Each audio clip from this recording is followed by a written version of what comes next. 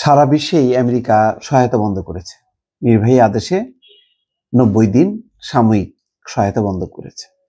সেই অনুযায়ী বাংলাদেশকেও একই রকম নোটিশ দিয়েছে। ইউএসএআইডি জানিয়েছে যে সমস্ত তাদের সাহায্য কার্যক্রম বন্ধ। এতে দুঃখিত হবার কথা যে এরকম নতুন সিদ্ধান্তের বলি হলো বাংলাদেশ। আরো বিশ্বের বহু দেশ হয়েছে, কিন্তু সবচেয়ে এখন উল্লাস আনন্দ কারা হয়েছে জানেন? কারা আনন্দ প্রকাশ করছে, কারা উল্লাস ধ্বনি দিচ্ছে? ভারত। খুব বেশি সময় হয়নি, আজকেই খবরগুলো চাউর হয়েছে যে আমেরিকার এই সিদ্ধান্ত। সাথে সাথেই ভারতীয় গণমাধ্যমে রীতিমতো উল্লাস। বাংলাদেশকে অনুদান দেওয়া বন্ধ করে দিল আমেরিকা, নতুন চাপে মোহাম্মদ ইউনূস সরকার। কি একটা আনন্দের খবর তারা দিচ্ছে, এবং এটা ধরে তারা বেশ কিছু ইস্যু সামনে নিয়ে আসছে। প্রায় 50 বছরের বেশি সময় ধরে বাংলাদেশকে জনস্বাস্থ্য, শিক্ষা, জ্বালানি, পরিবেশ, খাদ্য, প্রাকৃতিক দুর্যোগ মোকাবেলা সহ বিভিন্ন ক্ষেত্রে আর্থিক সাহায্য দিয়েছে আমেরিকা।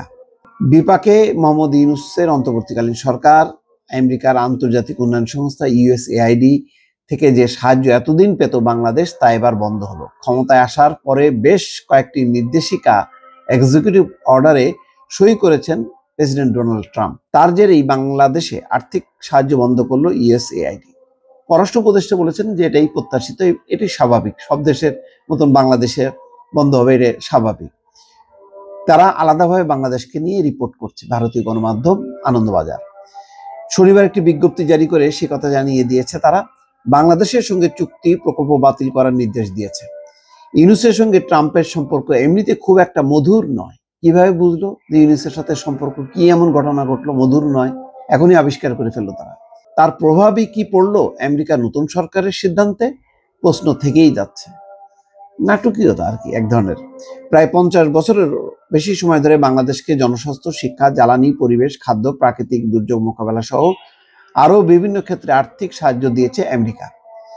বাংলাদেশের সংবাদ মাধ্যমের দাবি, $800 কোটি, ভারতীয় মুদ্রায় প্রায় 68,000 কোটি টাকা সাহায্য দিয়েছে আমেরিকা।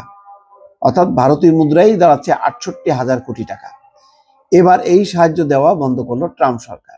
গত 24শে জানুয়ারি ইসরায়েল এবং মিশর ছাড়া সব দেশের জন্যই আর্থিক সাহায্য বন্ধ করে দিয়েছে ট্রাম্প প্রশাসন। আমেরিকার বিদেশ সচিব মার্কো রুবিও জানিয়েছেন, নতুন করে সাহায্যের বিষয়গুলো অনুমোদিত না হওয়া পর্যন্ত এই সাহায্য দেওয়া হবে না। অর্থাৎ এটা পার্মানেন্ট না, সাময়িক। তারা পর্যালোচনা করবে যে কোনটা দেওয়া উচিত আর কোনটা দেওয়া উচিত না। কিন্তু ভারত এর মধ্যেই উল্লাসধ্বনি দেওয়া শুরু করছে। আগামী 85 দিনের মধ্যে বিদেশের সহায়তার বিষয়গুলো পর্যালোচনা করা হবে, তারপরে এই নিয়ে পরবর্তী সিদ্ধান্ত নেবে ট্রাম্প সরকার। আর্থিক সহায়তা বন্ধ করা নিয়ে আমেরিকার তরফে বিশদে আর কিছু জানানো হয়নি। প্রচারের সময় ট্রাম্প প্রতিশ্রুতি দিয়েছিলেন তিনি ক্ষমতা এলেই আমেরিকায় নীতি গ্রহণ করবেন। সূত্রের খবর, সেই নীতির অধীনেই এই সিদ্ধান্ত নিয়েছে প্রশাসন। ট্রাম্প সরকারের এই সিদ্ধান্তের ফলে বিপাকে পড়েছে বাংলাদেশে কাজ করা স্বেচ্ছাসেবী সংগঠনগুলো, যারা আমেরিকার দেওয়া আর্থিক সাহায্যে চলত, অর্থাৎ এনজিও গুলো বিপদে পড়ছে। সে দেশের উন্নয়নে বেশ কিছু কাজও আটকে যাবে বলে দাবি ওই সংগঠনগুলোর। গণ আন্দোলনের জেরে গত বছর আগস্টে প্রধানমন্ত্রী শেখ হাসিনা বাংলাদেশ ছাড়েন। ভাবখানা এই যে শেখ হাসিনা যদি থাকতো তাহলে ট্রাম্প ক্ষমতায় আসলে এই কাজটা করতো না বাংলাদেশের জন্য। এদের হচ্ছে পিন পয়েন্ট করতে চাচ্ছে তারা। গণ আন্দোলনের জেরে গত বছর আগস্টে সাবেক প্রধানমন্ত্রী শেখ হাসিনা দেশ ছাড়েন, কখনো বলে না যে পালাই গেছেন। তারপরে সে দেশের দায়িত্বভার নোবেলজয়ী অর্থনীতিবিদ ইউনূসের নেতৃত্বাধীন সরকার। তারপরে সে দেশে বিশৃঙ্খলা, সংখ্যালঘু নির্যাতনের অভিযোগ ওঠে। সেই আবহে আমেরিকার পূর্বতন ডেমোক্র্যাট সরকারের ঘনিষ্ঠ বলে পরিচিত ইউনূস সরকারের দিকে আঙুল তুলেছিল ট্রাম্প।